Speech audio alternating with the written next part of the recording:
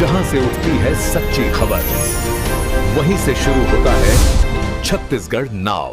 नमस्कार, मैं ज्योति और आप देख रहे हैं छत्तीसगढ़ नाउ डिजिटल। मुख्यमंत्री विष्णुदेव साय ने बिलासपुर स्थित गुरु घासीदास केंद्रीय विश्वविद्यालय में आयोजित कार्यक्रम से राज्य में निराश्रित एवं घुमंतु गौवंश के संरक्षण और उनके समुचित व्यवस्थापन के उद्देश्य से गौधाम योजना का वर्चुअल शुभारंभ किया। इस अवसर पर जिला कलेक्ट्रेट स्थित सभा कक्ष में जिला स्तरीय कार्यक्रम का आयोजन किया गया, जहां मुख्यमंत्री के विशेष संबोधन का लाइव प्रसारण देखा गया। मुख्यमंत्री साय ने कहा कि राज्य सरकार द्वारा शुरू की जा रही गौधाम योजना का उद्देश्य प्रदेश में बेसहारा मवेशियों को सुरक्षित आश्रय देना है, उनके संरक्षण को बढ़ावा देना और ग्रामीण अर्थव्यवस्था को मजबूत करना है। उन्होंने कहा कि गौधन हमारी ग्रामीण संस्कृति, कृषि व्यवस्था और अर्थव्यवस्था का महत्वपूर्ण आधार है, इसलिए इसके संरक्षण और संवर्धन के लिए सरकार द्वारा लगातार प्रयास किए जा रहे हैं। गौधाम समिति के जिला अध्यक्ष बंशीधर बेहरा ने कहा कि बदलती जीवन शैली और शहरीकरण के कारण कई जगह गौवंश निराश्रित होकर सड़कों पर घूमते दिखाई देते हैं। ऐसे में उनके संरक्षण, भोजन, उपचार और सुरक्षित आश्रय की व्यवस्था करना समाज और शासन दोनों की जिम्मेदारी है। गौधाम की स्थापना से निराश्रित गौवंश को चारा, पानी, चिकित्सा और देखभाल की बेहतर सुविधा मिलेगी। जिला पंचायत सदस्य सुषमा खलको ने कहा कि छत्तीसगढ़ सरकार मुख्यमंत्री विष्णुदेव साय के नेतृत्व में गौवंश संरक्षण के लिए गंभीरता से काम कर रही है और गौधाम योजना इसी दिशा में एक महत्वपूर्ण पहल है। वहीं जनपद पंचायत अध्यक्ष सुजाता चौहान ने कहा कि भारतीय संस्कृति में प्राचीन काल से ही गौ माता को अत्यंत पूजनीय माना गया है और समाज में गौ सेवा की परंपरा रही है। पशुधन विकास विभाग के उप संचालक SK सिंह ने बताया कि योजना के तहत प्रत्येक विकास खंड में 10 गौधाम स्थापित करने का लक्ष्य रखा गया है। इनमें शेड, फेंसिंग, पेयजल और बिजली जैसी मूलभूत सुविधाएं उपलब्ध कराई जाएंगी। जिले से 20 समितियों का प्रस्ताव शासन को भेजा गया है, जिसमें से 12 समितियों का पंजीयन प्रक्रियाधीन है।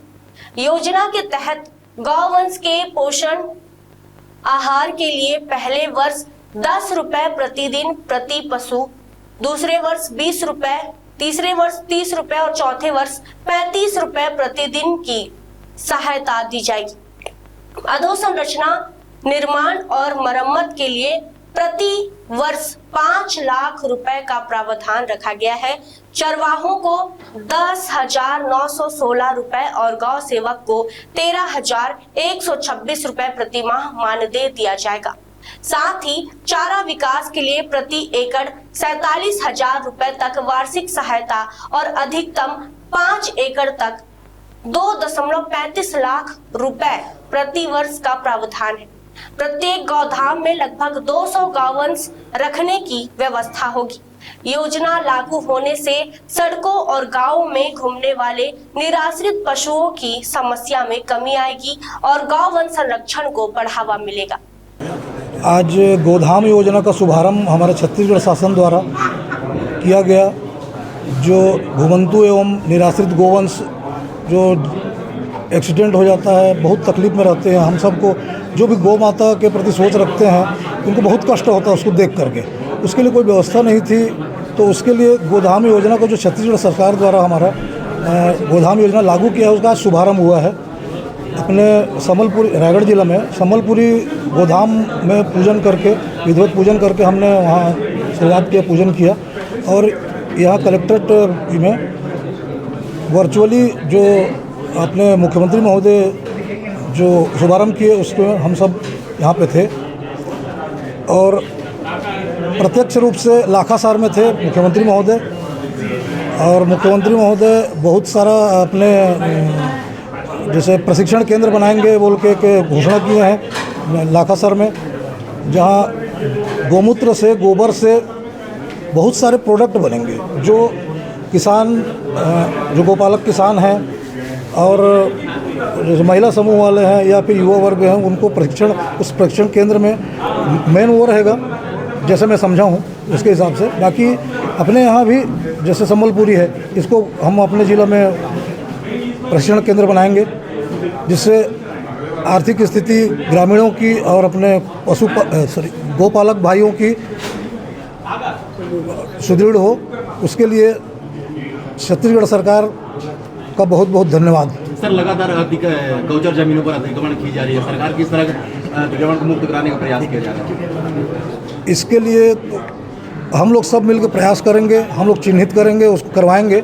जैसे पटवारी है उनसे कि भाई अभी तो सब लोग वैसे ही कर लिए हैं, बहुत से लोग कब्जा कर लिए हैं सब, तो उसको मुक्त कराने के लिए हम जरूर प्रयास करेंगे। हमको जो मेरा जैसे जो दायित्व मेरे को दिया गया है सरकार से, मैं उसके लिए मैं अपने ज़िले में तो कोशिश ज़रूर करूँगा। मैं बहुत घृणित कार्य करते हैं वो लोग जो ऐसा करते हैं, तो उनको कार्रवाई क्या, उसके लिए जन जागरण ही लाया जा सकता है, उनको समझाया जा सकता है कि ऐसा ना करें। उसके लिए गौ माता के आर्थिक एवं धार्मिक हर प्रकार के महत्व को हम समझाएं लोगों को। जैसे वो प्रशिक्षण के माध्यम से प्रशिक्षण करेंगे, उस समय भी लोगों को बताएंगे, समझाएंगे, तो धीरे धीरे जरूर इसमें परिवर्तन आएगा। सर, पहले गौठान का योजना लागू हुआ, अभी आप लोग द्वारा गौधान का, तो क्या लगता है सफल हो पाएगा? बिल्कुल सफल होगा।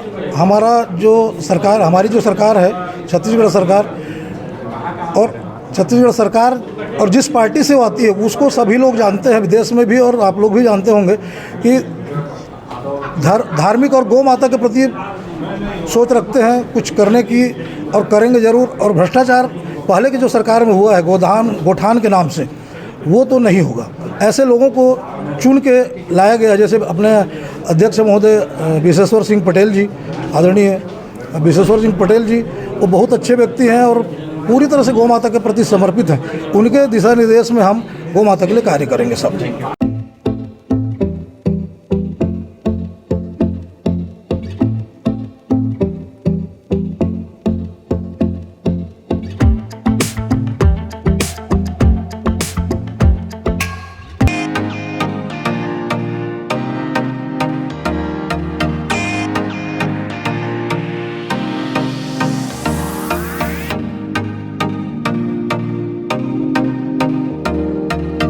रायगढ़ में स्थित उत्तम इंटरनेशनल स्कूल 26 वर्षों के अनुभव के साथ एक अग्रणी शैक्षणिक संस्थान, सर्व सुविधा युक्त वातावरण के साथ स्मार्ट क्लासरूम और उच्च स्तरीय विज्ञान और कंप्यूटर लैब, साथ ही abacus class, phonics, OMR, CBT based परीक्षा पद्धति भी।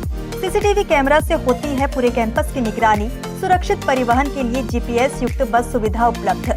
अनुभवी शिक्षकों के मार्गदर्शन से उत्तम इंटरनेशनल स्कूल रायगढ़ के बच्चों के लिए रखता है उज्जवल भविष्य की सशक्त नींव।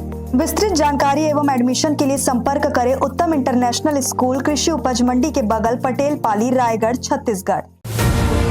जहां से उठती है सच्ची खबर, वहीं से शुरू होता है छत्तीसगढ़ नाव।